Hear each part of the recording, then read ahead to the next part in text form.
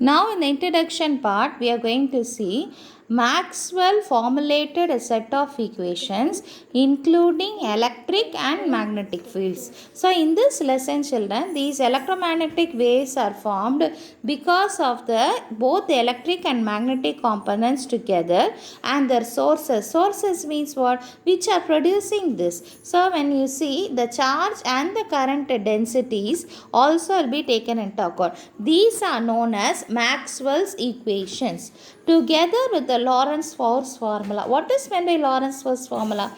In the third lesson, you will be coming across a magnetic effect of current. So in that lesson, I will be explaining to you what is called as Lorentz force.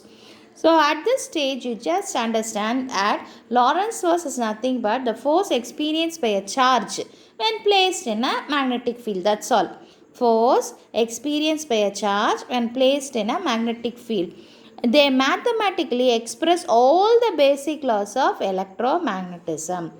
So, with this, they were able to predict that there is a wave where wave can be produced which is possessing both the electrical component as well as the magnetic component, and these waves are called as electromagnetic waves which are coupled time varying electric and magnetic fields that propagate in the space. The speed of the waves according to these equations turned out to be very much closer to the speed of the light. We all know the speed of the light is around 3 into 10 power 8 meter per second. This led to the remarkable conclusion that light is what wave? An electromagnetic wave. So you should understand the historical background behind this. Now, what is the use of an electromagnetic wave? Electromagnetic waves are used in our communication system. So, Maxwell gave the prediction.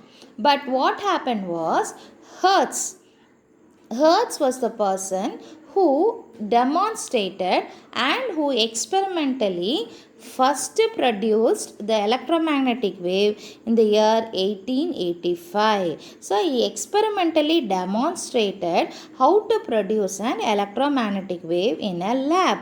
Thereby, there was a revolution in the field of communication. Now, we are going to see two things. Since you are already well versed in your electrostatic charges and current electricity, we are going to give importance to magnetic field. Now, first one you have to remember, the magnetic field due to a conductor carrying current is determined by using the formula Ampere's circuital law. So, what is Ampere's circuital law? In a closed circuit, the current passing through the circuit always produces a magnetic field.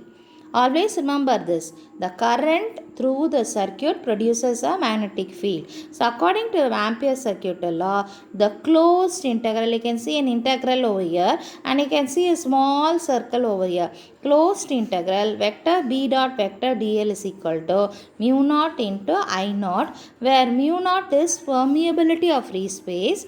Vector B represents magnetic field and I naught represents the current. So, if you see a circle, let us consider circuit like this. So, current is passing through a circuit. Let us consider circuit to be I naught. Because of the current passing through the circuit, you can see that there are magnetic lines of force which are developed across this conductor, and this magnetic field, since it's a vector quantity, we represent it by vector B. Now, what is dl? dl is the small current element length of the conductor. So, when we are giving it for a small length, infinitesimal small length, for the entire loop we can integrate it. Why it is called as a closed loop? The closed loop means the current producing, the magnetic field produced over here is purely only due to the current passing through the circuit and nothing else over here. So, this equation, if you see, closed integral vector B dot dl is equal to mu naught into I naught. I hope you understand this Ampere's circuital law. First one you should remember this: magnetic field due to a conductor carrying current determined by using the Ampere's circuital formula.